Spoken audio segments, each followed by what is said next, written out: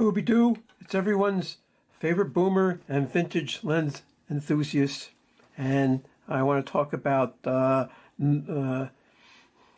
standard kit lenses for crop sensor DSLRs. What I have here, this is the Canon 18-55. This is a kit lens that comes with when you buy one of their Rebel like T series. Although now they have one that has built-in IS, but otherwise it's exactly the same. This came with the original digital Rebel, and I've used it for a long time until I got better glass, and it's better than having no glass at all. Let's put it this way, it's better than Sigma. Mechanically, it's very lightweight plastic.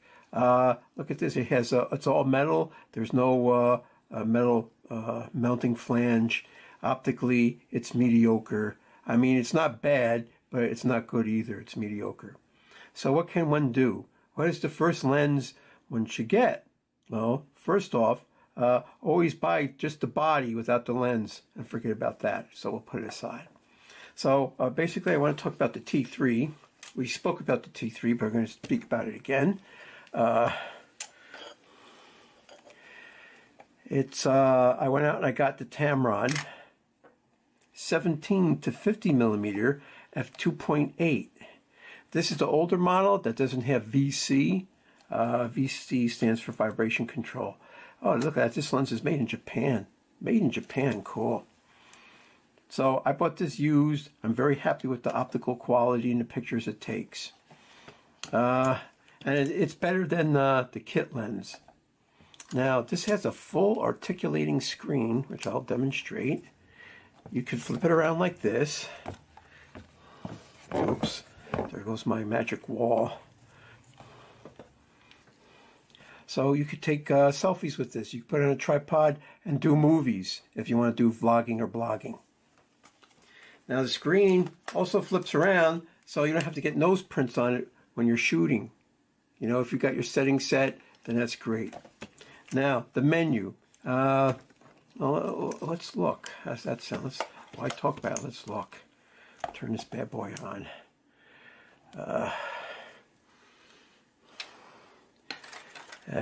Menu.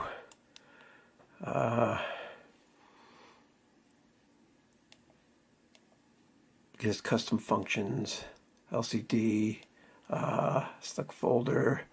Image jump. Erase images. Metering timer, dust. Oh, picture style. Let's look at picture style. Set, okay.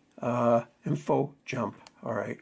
Now, if you notice, it only has 7 clicks for sharpness and 7 for contrast, saturation, color tone. That's pretty much it. Okay, let's go back. Oh, menu. Okay. Menu again. All right. Menu again. Here we go. ISO auto. I tend not to use this too much, but I usually I'll set it on 1600.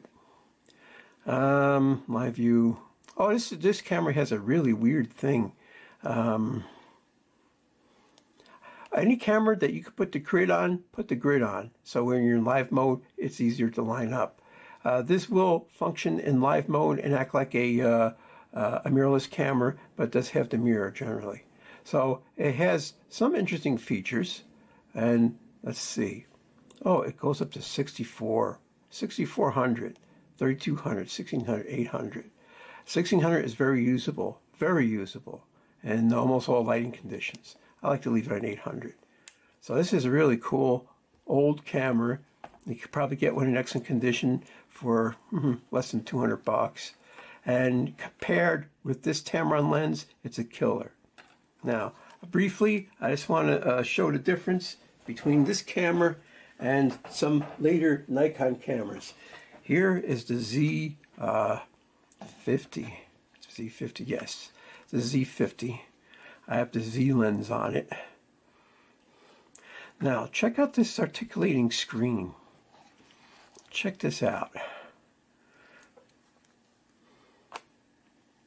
So, out in the field, that is, if you're out in the field, you could do a selfie right? But look where your tripod socket is. So if you want to do blogging or vlogging at home, or you'll have to get some sort of freaking bracket or something. But then the chances are your lens is the lens and the tripod are going to be blocking your view of your screen. That's the extent of articulation. This is the Z50. Yeah, otherwise it's a nice camera. Let's look real quick. Of course, it costs more money.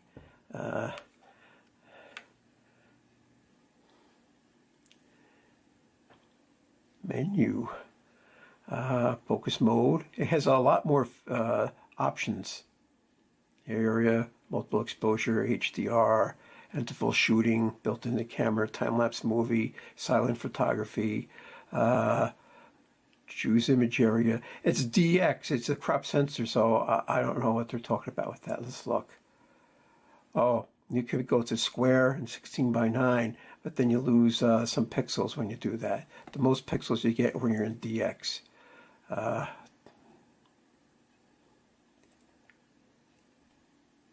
It's a touchscreen. The other one had a semi-touchscreen. Oh, what did I do? Large. Oh, that's it. Okay. So anyway, it has a lot more features in it. Let's hit this button. It's touchscreen. Well, that's for you got to extend the zoom lens before you can take pictures. So let's shut this off. This is not about Z cameras. This is about the T3. So here's the Z6, which is a pro camera, right? Pro camera. It's got an articulating screen. Let's articulate it. I don't know. That's it. That's it. That's the extent of the articulation. What were they thinking? I mean, you know. All right. Sometimes when you have it on a tripod, this is just enough for you to use the screen on a tripod. Forget selfies with this thing. $2,000 camera, can't take selfies. This one doesn't have a pop-up flash, but the Z6 does. Now let's go back to the T3. T3. So if you look at the finish, it's got mostly a plastic look to it. Of course, it's a much, much cheaper camera. I mean, used, you could get these in top-notch condition, $200 or less, with the lens or not. And chances are you're going to get the kit lens, but the one probably has IS.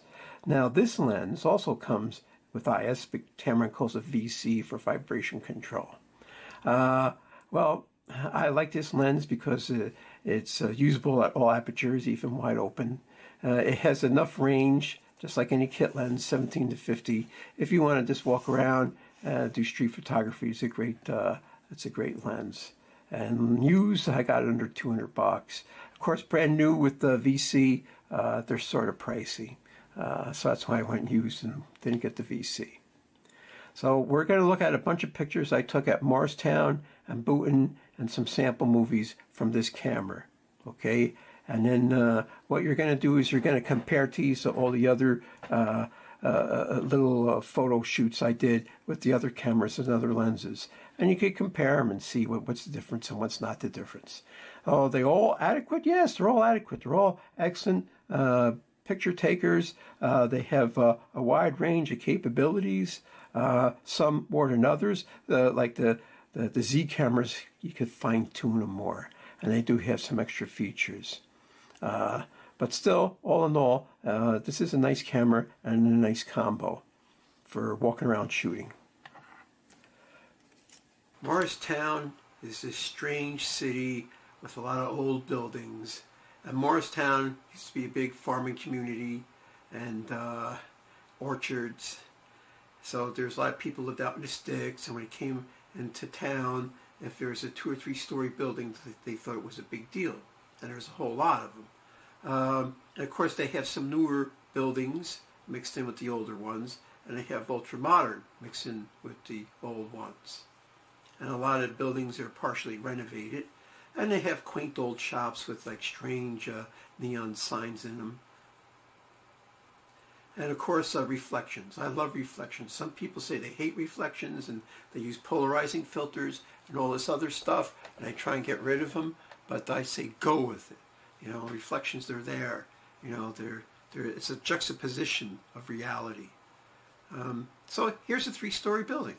It's an older building, and you can see the older buildings next to it. I don't know when they were made, maybe at the beginning of the last century. And in back of it, you can see there's some modern civic building.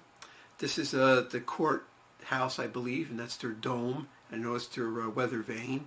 And these are, on the street, some older, quaint buildings. Of course, they have these massive churches, lots of them there. And of course, they must have been imposing back in the day when nothing else was around. You know, they were the biggest structures. And now here's some more modern buildings. The buildings on the left are very modern. They're maybe less than 10 years old, and the big office cube is probably less than 20 years old. And you're looking towards the town, the center, the Commerce Center. So you see here's some older buildings with the older style in the foreground, and you got the more modern, massive buildings in the background. 18, lucky 18. Someone spent a lot of money on this sign. But as for the Tamron, let's just discuss the Tamron for a minute. I bought this Tamron used. It was under $200. It seemed in really excellent shape. I liked the build quality. It was better than the Canon, although the Canon was very rugged. It was all plastic, completely all plastic, except for some electric contacts. And I used it and used it and used it until you know, it fell to the side when I got other glass. Now this Tamron has excellent build quality.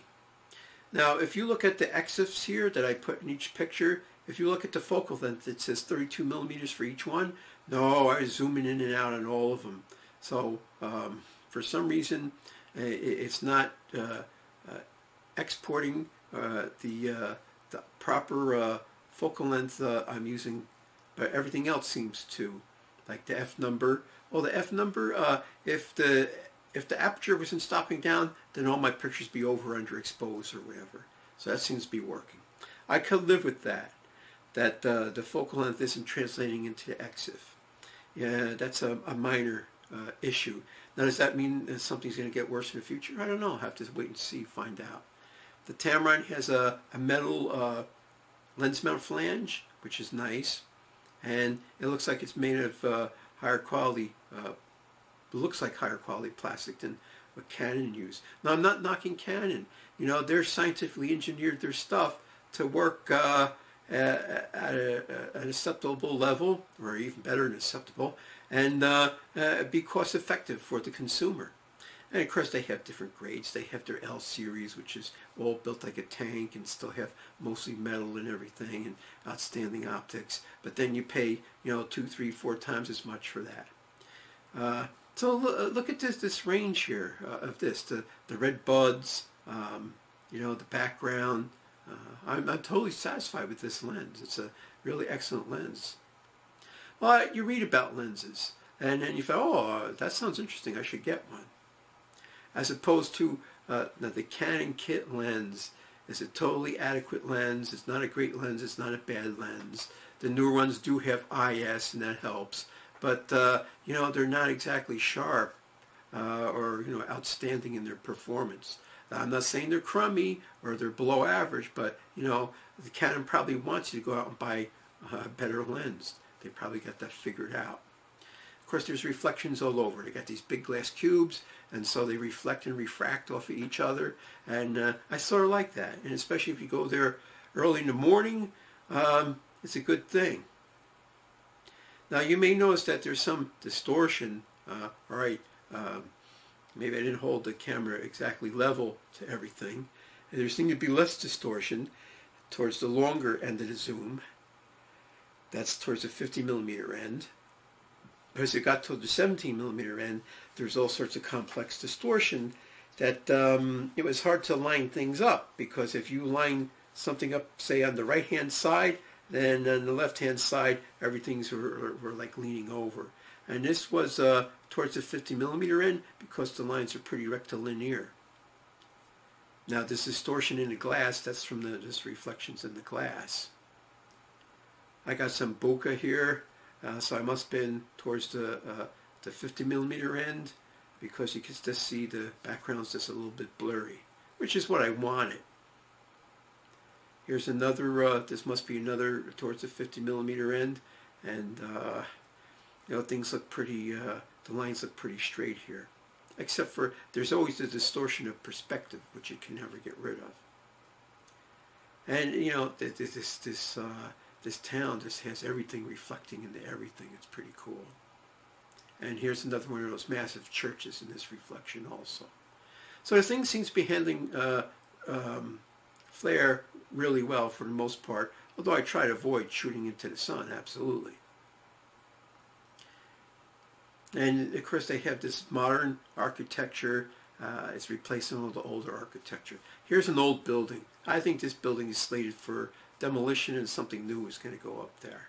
Now you may have seen this picture with the Nikon Z50 and the Tamron wide-angle zoom. And you know, you could go back to that photo shoot if you want, and you could check it out and compare it and see what's what and what's not what. I think the Tamron, I'll give this Tamron the nod to the contrast for sure. And so this was a hard picture. The sun was glinting off this sign, and I thought it came out pretty good. And then here's more church steeples. They got churches all over. You know, there must have been a very religious town at one time. Although they do have services usually when I'm not there. They could have 7 o'clock for special occasions like Easter or Christmas, and then they may have normal mass at 10 or 11. I usually scoot by then. So they have these strange signs, this Motown sign. I just use it as a standard. All my lenses I take with this, and you could compare them to each other. And actually they all look pretty much the same. Now this is some wide-angle distortion was messing with me because if you look on the right-hand side, everything's pretty parallel to the edge, but on the left-hand side it's leaning in, and that was just the distortion, wide-angle distortion. Whereas this, I'm pretty sure I used zoomed in on this and I stood back a little bit, and you can see everything looks pretty much parallel to everything. Of course, when you're shooting across the street, and I always try to say, well, what am I going to make? Can I make it the vertical lines parallel to each other, or should I make the horizontal lines parallel to each other? And sometimes it's just a compromise when a lens has complex distortion. So here, all the lenses seem to be converging to, all the lines seem to be converging to the right, and I tried to keep the vertical lines parallel, but there's some complex distortion there. I wish I went to Morristown when they were building this building to see what was there before they put this big giant Flatiron building there. So it's sort of on a hill, and this is the other side, the low side of this building. And there's more reflections. I'm into reflections now. They're like ghost images or something. They're just there. You see them with your eye, and I say, well, I'm not capturing them. They're interesting. They finally painted this place. They finally painted their building, and it looks like they fixed their sign up. And there's parking garages everywhere just in the center of town. Oh, there's a lot of government buildings there. You know, the courts, town hall, stuff like that. So I guess people got a lot of business there, and you know, they have to park their car, and there isn't enough on-street parking at all. Now on Sundays, it's usually free, no parking meters fees. I took just another reflection of a window, and that's a good way to take candids, believe it or not. Say you want to take pictures of somebody, you don't want to point your camera at them, well, you catch them in a reflection in a window. Now they have all these coach lantern type lights hanging off the sides of buildings, and some are fancy and ornate, and this one was rather simple, but the shadow, this made me want to take a picture of it. Roots. What could you say about Roots? The best steakhouse in the state of New Jersey and the most expensive. Steaks cost like $100 and they go up from there. The cheapest thing I saw on their menu was $40.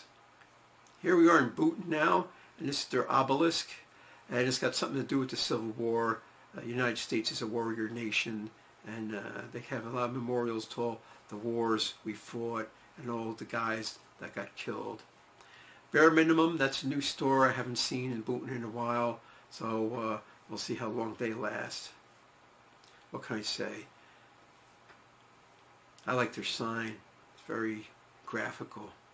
And when you get there early in the morning, the buildings across the street cast a shadow on the buildings you're looking at, and they're just bizarrely shaped because the buildings aren't all parallel to each other.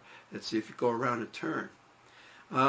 There's this big inflatable dinosaur in this window for summer camp. This dinosaur looks a little mean, like maybe he wants to eat kids or something. So unless you're a parent, you want to get rid of your kid, hope they get eaten by a dinosaur. Now the streets are really interesting. See, here's another, everything is like a flat iron shape.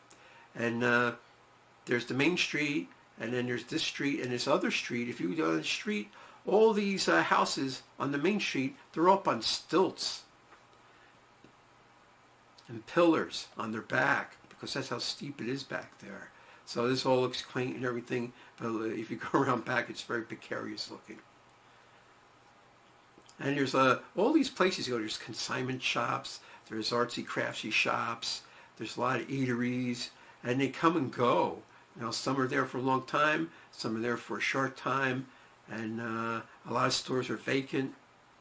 And then it's here's another house. This commercial property is on the side of a cliff, sort of, because if you go down, there's like a parking lot down there, and then there's the gorge of the Rockaway River, and here's the Rockaway River. We had a lot of rain, and it was sort of all white water and churned up and angry looking, and of course it was. I liked it. And there's a little old archway bridge, a pedestrian bridge, and you could go to the Grace Lord Park and walk down the river, and you can walk all the way down the river and it ends up by the recycling center or something. Here's the Boone Falls. That's just about the biggest I've ever seen it. They're having a practice rescue mission there, and I got there just as they were all going away. I guess they didn't. A good thing they didn't have to rescue anybody. I mean, they have fences, but you could, places where they don't have fences, I guess you could fall in if you're stupid or something. Of course, you could just slip on a slippery rock that's wet and you get washed away. So I guess it is dangerous. Or fall down and break your neck or crack your head open, or, bust a leg or something. Of course, I don't do any hard scrabble rock climbing. I stay on the path. This is the Boonton Karak. Now, Bjorn, he called such things Karaks, and I imagine this is the Boonton Karak. Sort of looks like some sort of animal.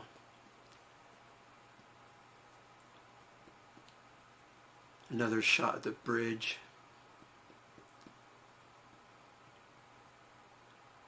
Man, it was cold that day. Sometimes it's just a little well-behaved stream, and it just goes gurgling by. And of course, I like to go there after we had like 3 days of big rain, 3 inches. Here's the gazebo. They got their gazebo. I guess people have weddings there. Maybe on summer evenings they have a band playing there or something.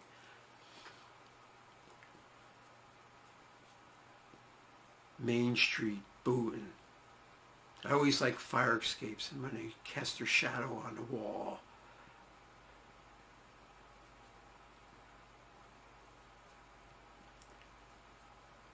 This is their library. It looks like it used to be green and they're painting it blue. Or was it blue and they're painting it green? Or they're doing something. They're taking their sweet time too. It looks like, how long does it take to paint a building? Well, maybe you're going to do a lot of scraping. Boonton National Park, Bank, and the obelisk.